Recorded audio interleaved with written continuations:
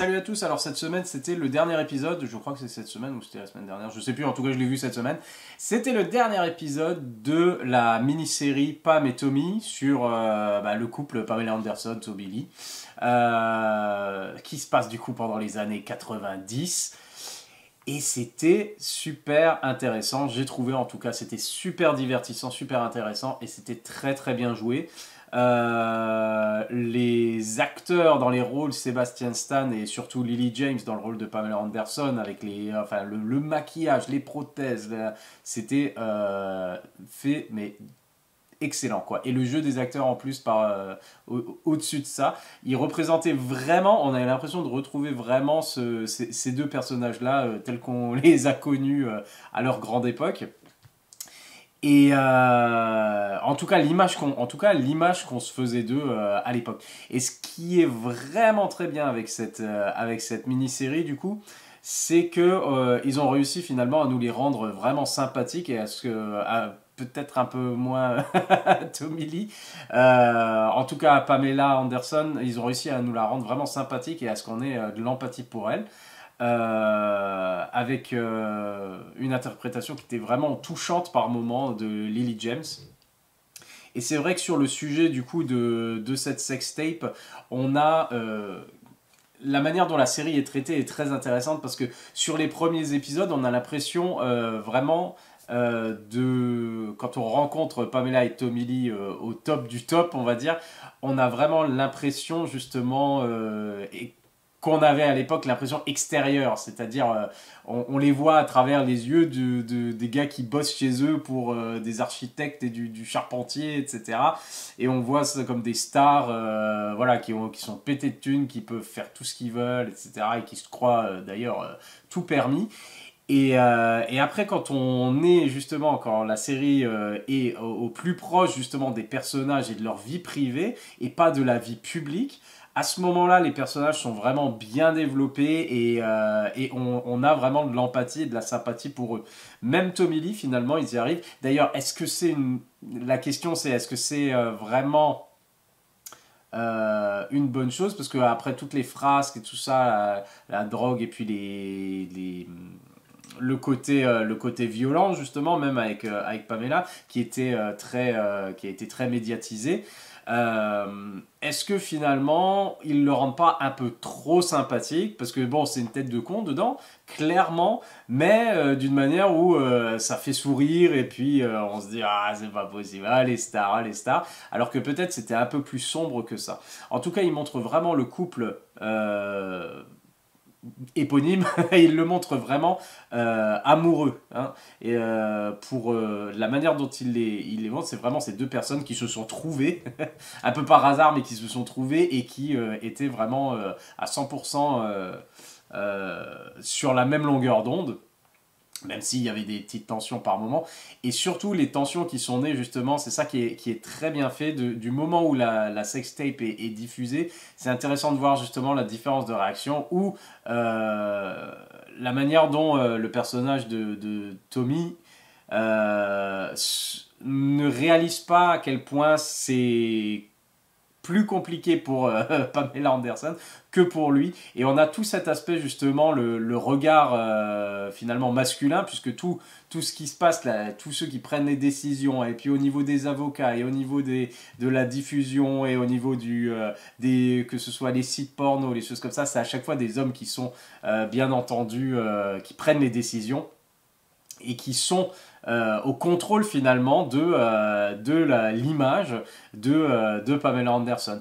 Et ils partent justement du postulat où tout le monde se disait finalement en quoi ça la dérange, c'est sûrement un coup de pub de sa part pour relancer sa carrière ou pour justement lancer sa carrière, et que on comprend pas pourquoi elle râle à cause de ça, alors que elle a fait des photos nues pour Playboy, etc., etc.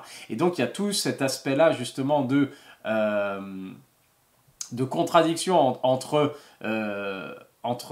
l'image justement de Pamela Anderson qu'elle renvoie et en fait finalement bah, le côté humain en fait tout simplement de femme normale qui veut pas que ses ébats soient diffusés sur internet parce que c'est quelque chose de personnel et ça que le reste du monde a du mal à comprendre et et du coup, ça, c'est assez intéressant du coup, et d'avoir ce côté plus personnel justement euh, autour du couple Pamela et Tommy Lee.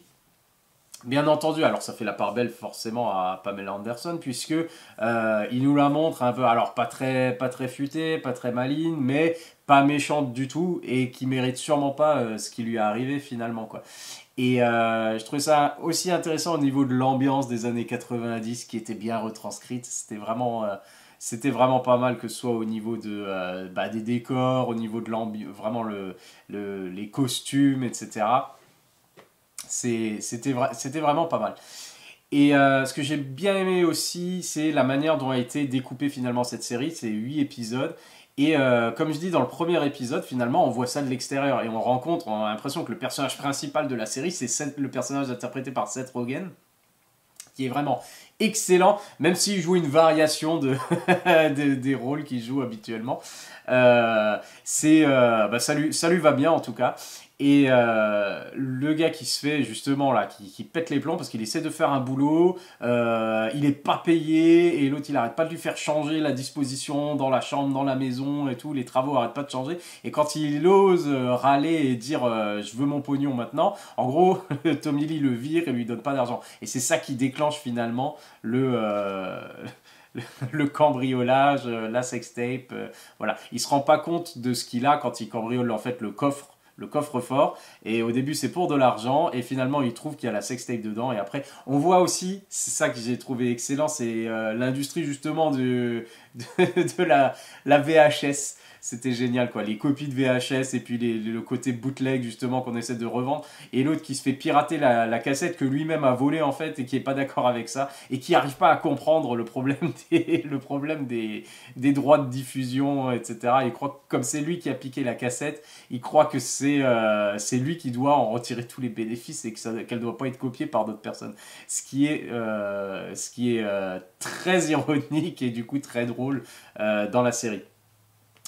Et du coup, c'est ça on part vraiment on voit à quel point ce type normal, on va dire, enfin normal entre guillemets parce il est un peu spécial, mais comment ce type qui a un boulot, qui essaie de faire son boulot normalement et voilà, d'être payé tout simplement, de vivre de ça, en fait, est complètement justement arnaqué, on peut dire ça, et rabaissé par une superstar qui en a rien à foutre de l'argent. Donc on voit d'où ça part en fait ce problème finalement pour lequel Tommy Lee finalement finira par le payer un peu plus tard, puisque c'est la cassette qui est, même s'il y a déjà des petites tensions ou des choses comme ça, c'est la cassette quand même, et tout ce qui s'est passé autour et tout ce qui se passe après, qui est d'après ce que la série nous montre, qui est à l'origine finalement la fin de la relation, même si ça serait peut-être arrêté à un moment ou à un autre, mais là en tout cas, qui a créé vraiment des grosses tensions dans la relation. Et, et du coup, je l'ai trouvé vraiment divertissante, cette série, vraiment drôle quand il fallait être drôle. Si le premier épisode, il nous montre justement l'aspect, le regard d'une personne normale sur des stars, justement. Les autres épisodes, quand on est dans la folie furieuse de Tommy Lee, ou justement dans l'univers de Pamela, où elle est romantique, elle est comme ça, mais elle se fait plein d'idées, puis elle veut plus être avec des bad boys, mais en fait, dès qu'il y en a un qui se pointe, elle peut pas s'en empêcher, quoi. Elle croit que c'est l'amour, etc. Et la... il y a un épisode peut-être ou deux de folie, justement, où on est dans l'univers complètement déluré de Pamela et Tommy Lee. On est avec eux, on voit tous les excès qu'ils font et la folie quand, justement, des gens qui sont pas forcément très... on va dire, qui sont des nouveaux riches, on va dire, se retrouvent à faire tout ce qu'ils veulent parce qu'ils peuvent se le permettre, quoi. Et c'est super intéressant. Et en même temps, il y a un épisode ou deux comme ça, et après on revient finalement à des épisodes plus où on arrive finalement, où on a l'impression, au début on a l'impression, ça y est, on voit Pamela et Tommy Lee, ça va être complètement la folie maintenant tout le reste de la série, alors qu'en fait pas du tout, ça se transforme en drame humain finalement, et par moments c'est vraiment touchant, et on a vraiment de la peine pour ces personnages par rapport à ce qu'ils vivent, et par rapport à alors des fausses couches et des choses comme ça, donc... Ils ont réussi avec cette série à créer vraiment de l'empathie autour de ce couple. Et sans oublier, bah, bien sûr, le côté divertissement et le côté aussi dénonciation et critique, justement. Aujourd'hui, ça nous choque forcément plus. Cette série n'aurait pas pu être faite à l'époque des faits. Genre, s'ils avaient fait la série Pam et Tommy à l'époque, en fait, elle n'aurait pas été...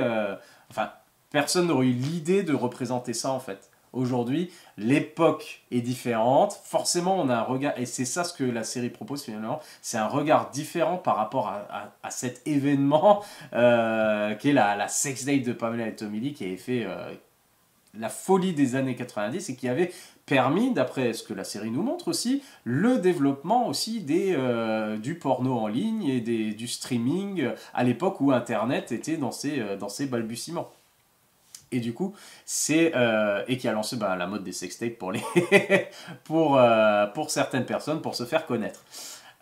C'était pas le cas pour eux, et puis ils en ont pâti du coup, et je trouve que la série montre très bien justement ce côté-là, que c'est pas parce qu'on est riche et parce qu'on fait tout ce qu'on veut qu'on peut tout accepter non plus. Qu'on nous fasse et qu'on puisse jouer avec notre image sans notre consentement. Et particulièrement pour une femme, du coup. Et c'est super intéressant du coup de voir d'avoir ce regard avec du recul par rapport à ces événements-là, parce qu'on ne s'imaginait pas du tout justement le drame humain qui se passait derrière cette légende, on va dire cet événement de l'industrie hollywoodienne. Parce que c'est vraiment ça que ça représente, quoi. C'était les excès, enfin la folie du monde du cinéma, de la télé et de la musique, du coup. Los Angeles, la Californie. Alors, on retrouve vraiment cette ambiance-là, c'est vraiment bien, quoi. Donc voilà, je recommande, si vous ne l'avez pas vu, allez-y. Hein, on passe un très très bon moment et même étonné justement par on va dire, l'aspect émotionnel que la série propose par moment.